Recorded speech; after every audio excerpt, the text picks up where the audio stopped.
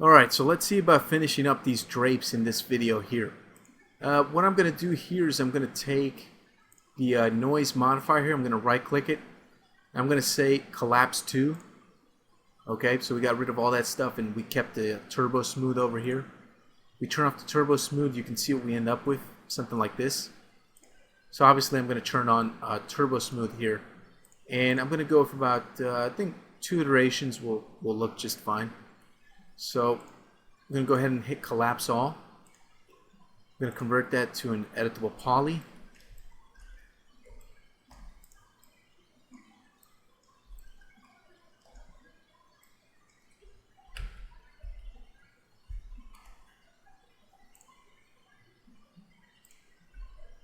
Editor start again, 3, 2, 1.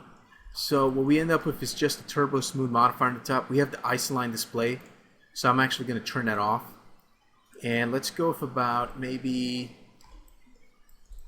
I'll just do 1 iteration. I don't know if I want to go with 2 at the moment. I'm going to collapse that, and I'm going to end up with something that looks like this. Looks pretty smooth, not too bad. But this is a base mesh, so it's not the smoothest mesh on the block. Alright. I'm going to convert it to an editable poly here. And I'm going to go to modifiers, go to subdivision surfaces, and add a turbo smooth on top, and go to isoline display just to make it look nice and smooth. Okay, what I want to do here is I want to basically create a symmetrized half to this. So I'll just go to the I'm going to use the mirror tool. I'm going to mirror copy in the y-axis, and I'm going to move it. And the reason I'm not being super precise with the way that I'm just moving this over is because it's more of an organic object, and I don't want it to be precise. I want it to be as unprecise or imprecise as possible, just to give it a more natural look. Now you notice that the 2 curtains are exactly the same. They're perfectly symmetrical. That's not good. With organic, natural looking objects like this, you do not want symmetry. Symmetry is your worst enemy. What you want is asymmetry. You want the 2 halves to look totally different. So how can we make the 2 halves look totally different? Let me take the turbo smooth modifier in this guy here, and I'm going to remove it. And I'm going to take this guy and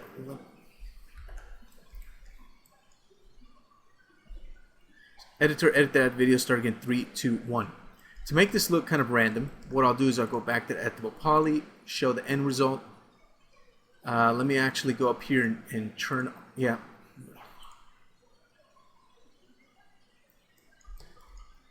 And what I'm going to do is I'm going to go to the paint deform over here, and I'm going to use maybe the noise brush here, increase its size a little bit. I'll reduce the strength of it so it's not so strong. I'm just going to add a little bit of random noise to this.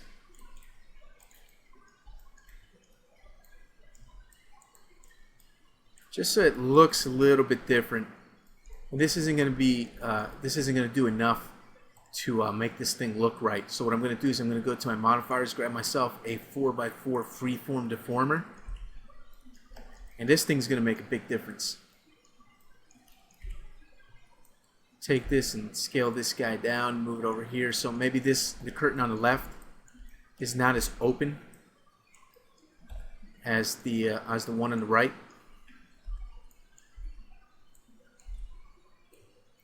So just subtle tweaks will go a long way.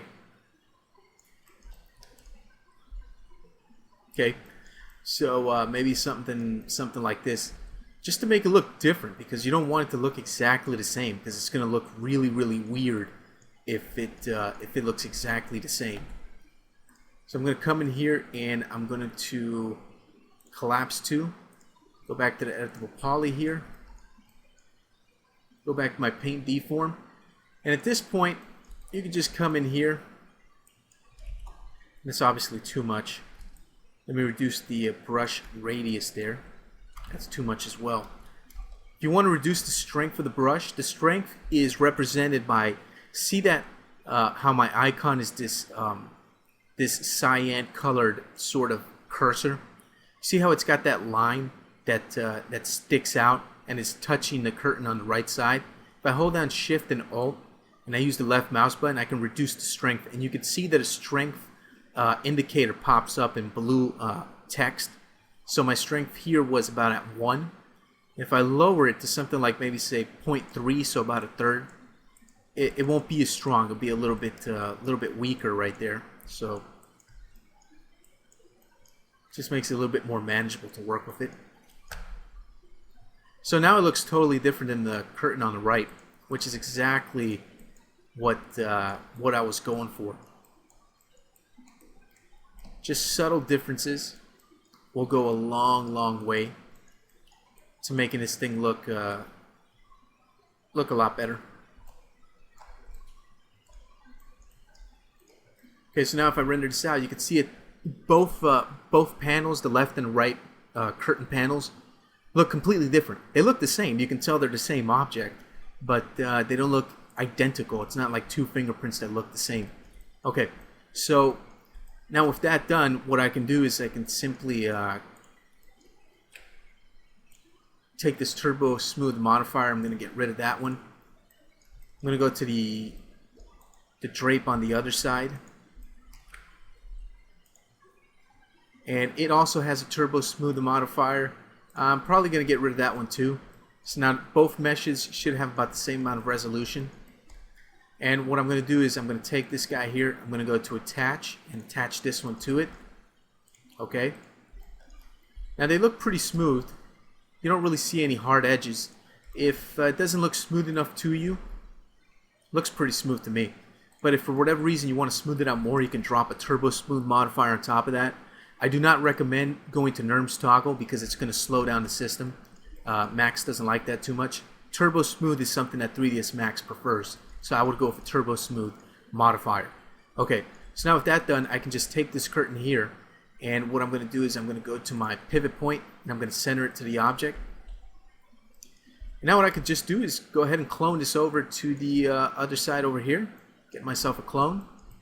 Now obviously the clone is going to mess things up because it looks exactly the same as the other one.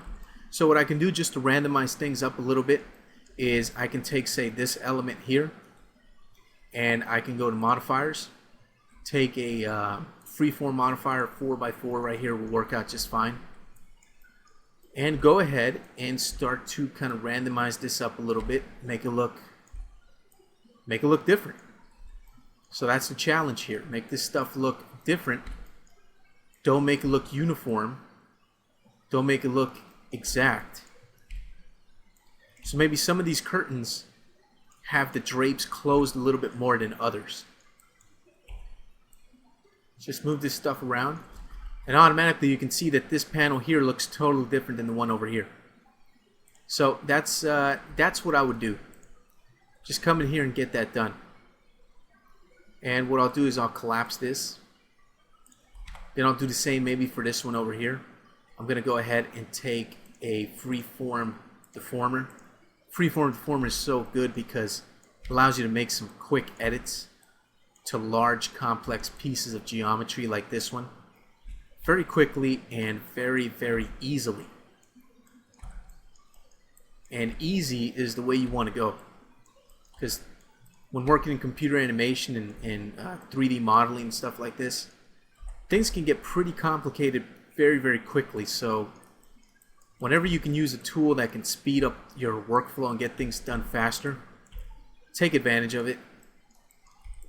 That's the smart way to go.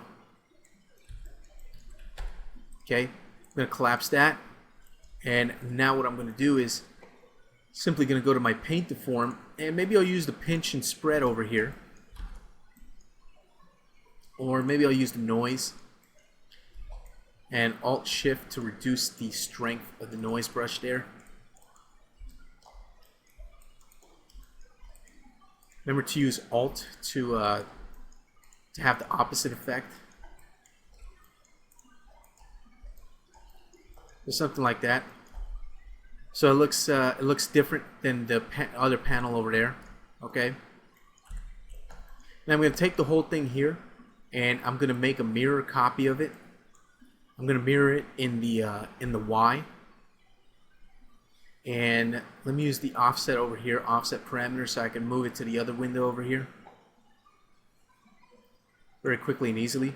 And because I mirrored it in the Y, it'll look totally different. And if you wanted to, you can even mirror this and say the Y and the Z to have a different effect. But you know what? I'll just leave it to the Y and keep things simple. Make it a copy. Okay? So they all look different. You can't really tell that this one is a mirror of this one. Okay? Alright, so there you go. There's the curtains. Just look at it real quick. Make sure none of the geometry is interpenetrating with other geometry. And now that you know the technique, it's pretty simple. Now, the question is, do we place these drapes on these top windows? Because these top windows are really high up in this specific house, and I've actually seen this in houses similar to this in real life.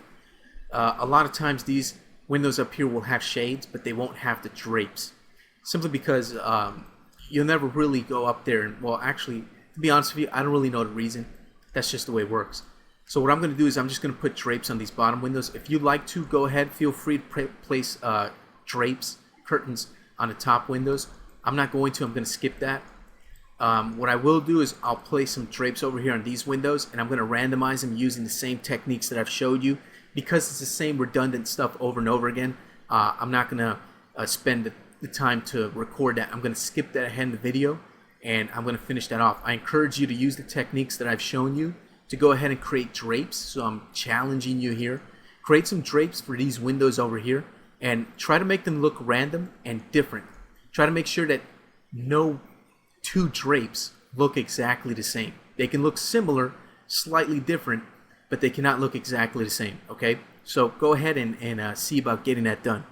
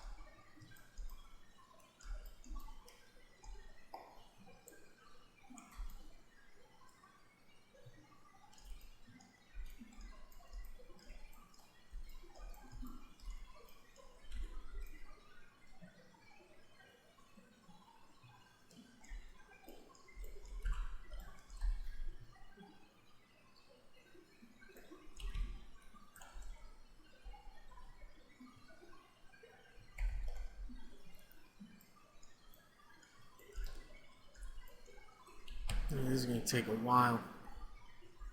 It might not be good to do that. I'm going to say I'm happy with that one right there.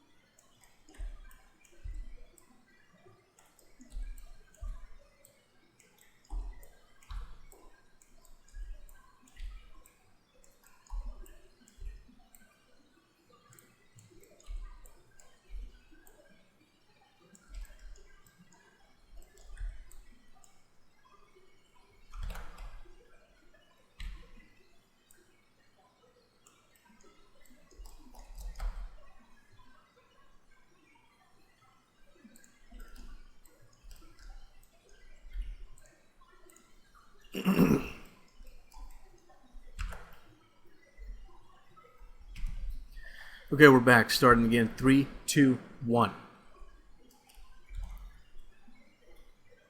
Alright, so here we are. I went ahead and I took some time to edit some of this stuff.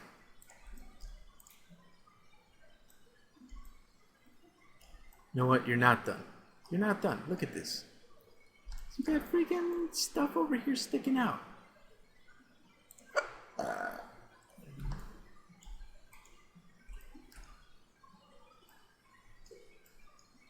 Can't have stuff going through geometry. Come on, man.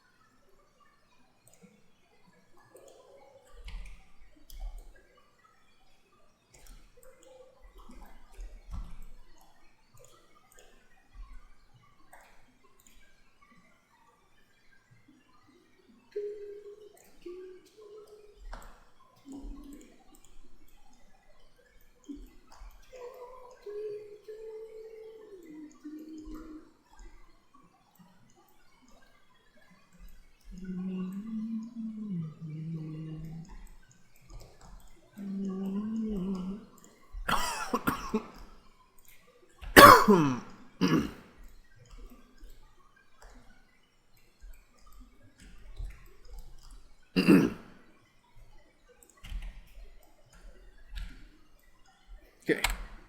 All right, now we're back. Starting again. 3, 2, 1. All right, so I took the time to go ahead and clone this stuff and place it all over my scene. I also took some time. It took a good while to do, but it wasn't that bad. I went ahead and used the different paint deformation tools that I showed you, as well as the mirror tool, and as well as the freeform deformers over here, these freeform deformers, to go ahead and basically create myself a whole bunch of different drapes that are similar, but they do look different. Every single one is not exactly the same as another one, so you won't find any two that are completely identical, which was the goal. Okay, so there we go. I didn't put any drapes on the top windows up here. Didn't feel it necessary. If you'd like to, go ahead, feel free to do that if you want. I'm not going to go ahead and do that. I'm going to say I'm finished here with the drapes. We're done with this, and it's time to go ahead and move on to the next modeling task. But before we do, I want to quickly come in here, grab all of these drapes, and I'm going to rename them. Gotta make sure I select only the drapes, just to keep things nice and organized, which again is very important. I'm